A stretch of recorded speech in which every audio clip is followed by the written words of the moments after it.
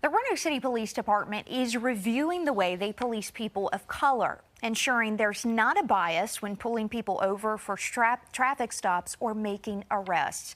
10 News reporter Cindy Jacksheimer joins us now live in this studio tonight. So, Cindy, you have been looking at all of this data from last year, comparing the number of arrests between white people and minorities. Yeah, exactly, Rachel. So I've been looking through this document, breaking it down. It's a review of bias-based policing by the Roanoke Police Department, where they look at 3 areas of data: traffic stops, arrest, and citizen complaints. Now, most surprising, the highest disproportion in these areas of data were among white people. The Roanoke Police Department is evaluating the way they interact with minorities.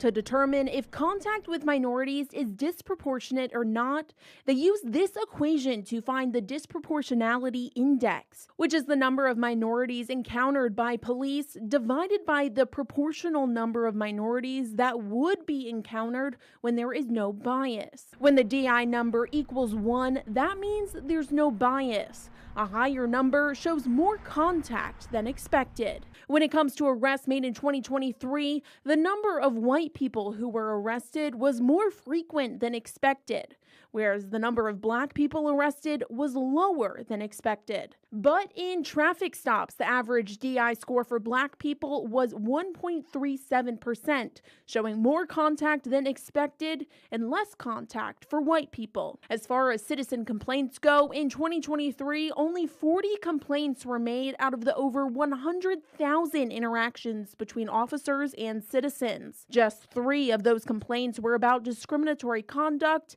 In all of those cases, the officers involved in those complaints were either exonerated or the case was determined to be unfounded. Now, as a result of this data, the department says there's no need to revise their operational directives. They also said bias-based training is required for Roanoke officers, and refreshed training is mandated for officers every 2 years.